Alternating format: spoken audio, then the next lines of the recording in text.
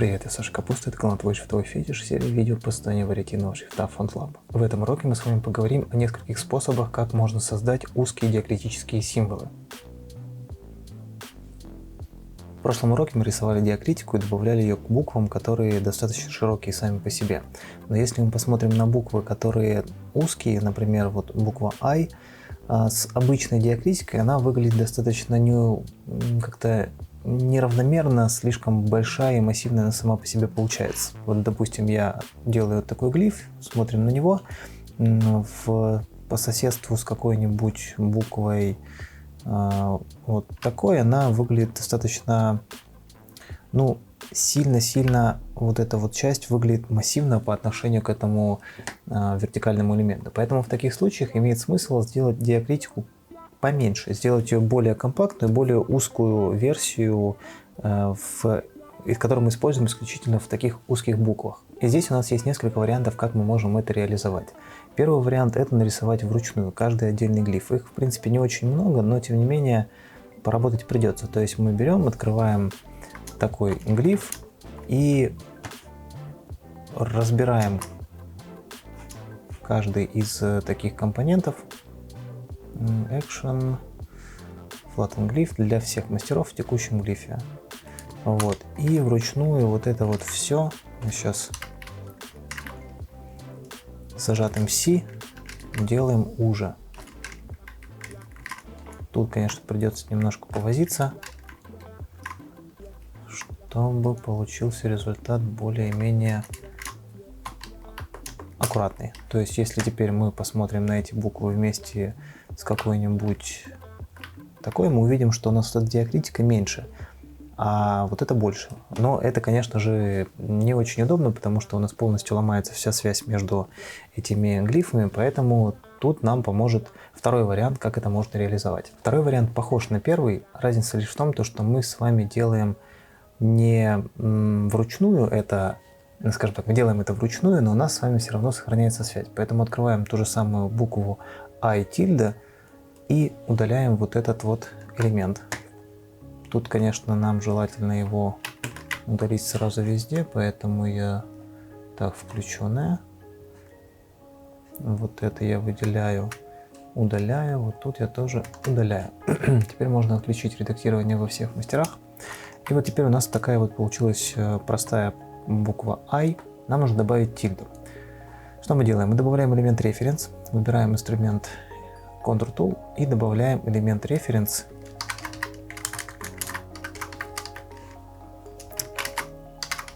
tilde case версию. Добавляем ее во все мастера. Вот она у нас добавилась у нас ровно посередине. В принципе, меня такой вариант устраивает. Вот. Но здесь у нас вот такие вот метрики стоят. Это не очень удобно, поэтому я делаю их равными букве I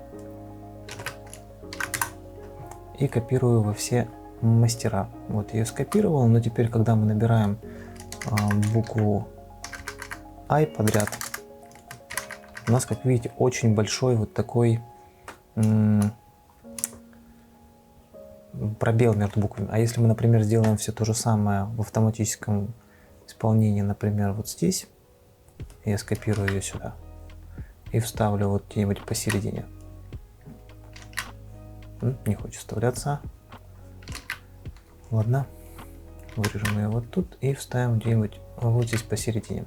Мы видим, что вот здесь у нас дыр нету, здесь все у нас равномерно, несмотря на то, что вот этот макрон, он достаточно такой широкий. Почему? Потому что он у нас размечен как не...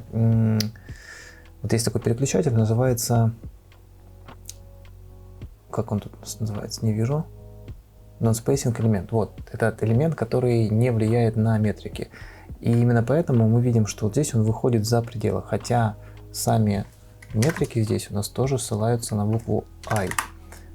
Копируем на все слои, и вот как бы все окей, все у нас происходит как надо. А здесь так не происходит. Почему? Потому что конкретно этот элемент, как бы в части вот этого всего контура, вот этой всей фигуры, влияет на метрики, и поэтому рассчитывается все по краям от верхней части этой тильды. Чтобы выключить его из расчетов метрик, нам нужно его как бы пометить, что его учитывать не нужно. Для этого у нас есть вот такой переключатель. Включаем сюда, и мы видим, что теперь как бы мы его не увеличивали, он никак не влияет на наши метрики, что безумно удобно, когда вы делаете такой вот комбинированный вариант вручную. Итак, мы сделали, добавим тильду сюда, чтобы видеть. Вот она у нас тильда, можем даже включить вот такой вот вариант. Вот у нас стандартная тильда с буквой I. Ага, вот так не получается. Ладно, ничего страшного. Вот у нас стандартная тильда. Вот тильда, которую мы добавили в нашу узкую тильду, назовем это так. Теперь мы навешиваем на нее дельта-фильтр, размечаем все синим цветом. Может даже все синим цветом не размечать. Я сейчас удалю дельта-фильтр и заново это добавлю. Добавить элемент дельта-фильтр. Ставим на вот эти две крайние точки. И теперь раз, два. Выделяем. Раз, два. Вот это надо будет... Так. Это мы игнорим. Включаем их. И вот так вот. Раз, два. Вот это раз, два. Расширяем. Ну, то есть немножко мы ее компенсируем. Сделать это нужно на каждом из слоев, мы пока делаем на лайте, в принципе, не важно. Он, конечно, здесь у нас ломается, с этим ничего не поделаешь, но вот эти вот точки у нас интерполируются, потому что мы их не трогали. И в чем преимущество такого смысла, такого вот элемента, можем, кстати, даже еще побольше сделать, в том, что мы сохранили связь между вот этой тильдой и вот этой. Поэтому если вот здесь мы сейчас вот сделаем вот так, она у нас автоматически пересчитается. Но при этом это достаточно короткая версия тильды, узкая. И она выглядит уже более-менее умеренно, не то что вот эта версия. Вот. Но это в целом удобно, но не совсем. Дело в том, что если у нас изменятся какие-то якоря, если какие-то у нас изменятся метрики буквы I, вот это у нас может не совсем корректно встать. Это раз. Во-вторых, такая тильда может повторяться у нас еще, например, в какой-нибудь другой узкой букве, где нам нужно это дело компенсировать. Или, например, если мы посмотрим на вот этот циркумфлекс, который у нас вот здесь стал не очень правильно, но не столь важно. Он тоже узкий должен быть, как и циркумфлекс, который у нас есть в букве I с циркумфлексом. Тут я его не вижу в списке. Но в целом такая буква существует. Наверное, это расширенная латиница.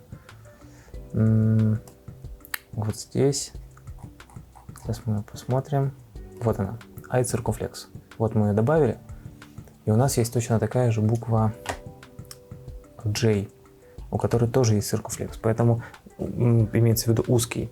А еще у нас, допустим, если мы говорим про маленькие строчные символы, есть буква H, в которой тоже нужно циркумфлекс использовать, как и в букве J, как и в букве I маленькой. То есть это в целом уже в 3 разных буквах нам нужно его дублировать. И каждый раз его копировать, вставлять, это не очень удобно. Поэтому третий способ — это сделать просто отдельную узкую диакритику для конкретно этих символов. Это немножко может быть неудобно, потому что мы увеличиваем количество глифов. У нас есть обычные диакритические знаки, у нас есть прописные кейс-версии таких диакритических знаков. А теперь у нас еще будут и узкие версии знаки, и к узким версиям тоже нужно кейс-знаки сделать. Это не очень удобно, но в целом я, конечно, их делаю. У меня для этого есть соответствующая кодировка, в которой есть ряд обычных символов, диакритических символов с кейс прописной составляющей, и такие же есть, например, узкие версии. Где они у нас тут? Вот они.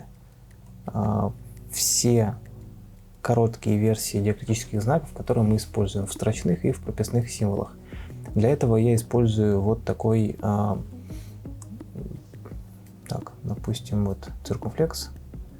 Я его открываю, он у меня имеет вот такой суффикс short, и мы сейчас с вами, в принципе, его сделаем. Я его пока удалю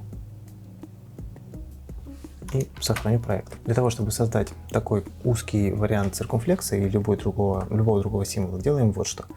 Я выбираю вот этот диакритический знак, дублирую его и прописываю здесь вручную суффикс short, то есть короткий. Жму ОК. Он у меня добавился. Открываю его. И теперь вот здесь мне нужно удалить. Так, это я закрываю.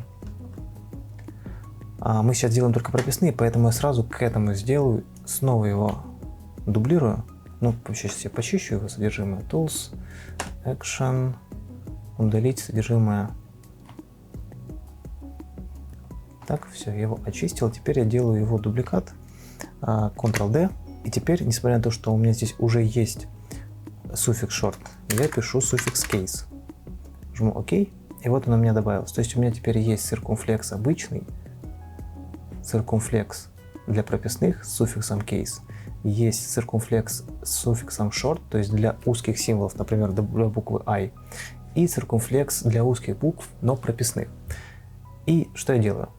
Я открываю, добавляю через элемент reference circumflex case версию. Она у меня встала куда нужно. Здесь мне нужно ее раскруппировать. Для этого мы делаем что? Выделяем ее. Ungroup. И так нужно сделать на каждом из слоев. Почему это здесь произошло? Потому что у меня здесь два элемента референса, и когда вы добавляете элемент референс, который состоит из нескольких элемент референсов в другую букву, он их сразу группирует. Не очень удобно, что поделать. В общем, вот у меня появился такой элемент референс. Он у меня полностью соответствует обычному циркумфлексу для кейсов. Теперь я вешаю на него дельта-фильтр на одну и дельта-фильтр на вторую. Можно, конечно, повесить на одну, вторую скопировать, значит, этого делать не буду. В общем, вот я их добавил. И теперь делаю узкую версию этого циркумфлекса. Вот. Ну и здесь, конечно же, нужно нам добавить якорь. Якоря у нас нету. Глиф. Добавить якорь. Поднимаю его. Центр. Скопировать на все. И вот он у меня узкая версия. Теперь мы создаем рецепт с необходимой буквой. Я вот нахожу ее, эту букву. Так, вот она у нас находится в добавочной латинице. Делаю двойной клик, и он мне автоматически подтягивает сюда обычный циркумфлекс. Но мне он не нужен, поэтому что я делаю? Я могу, как мы это уже разбирали с вами, либо заменить вот этот вот компонент Ctrl-Shift-C и набрать то, что мне нужно, либо прописать сразу могу рецепт, чтобы он добавил у меня сразу на все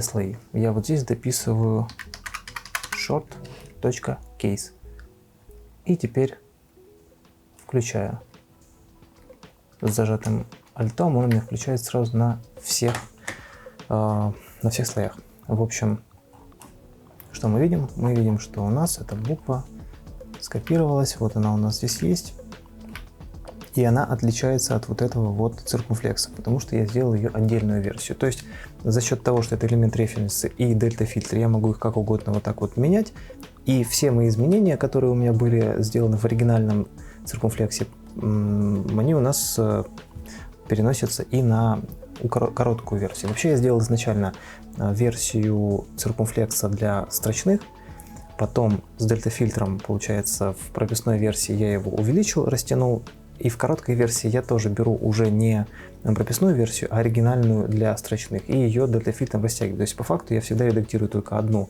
версию диакритики для строчных, ну, либо для прописных, тут одно из двух, либо прописные к строчным, либо строчные к прописным вы редактируете, и за счет дельта-фильтра и элемент референса они у вас все взаимодействуют. В общем, немножко запутанно сказал, но я думаю, идею вы поняли. По принципу элемент референсов у вас все диакритические знаки, вне зависимости от того, для какой версии символа они предназначены, они у нас подстраиваются. В общем, используя такие вот манипуляции, вы можете достаточно автоматизировать очень хорошо и добавить большое количество символов к вашему шрифту.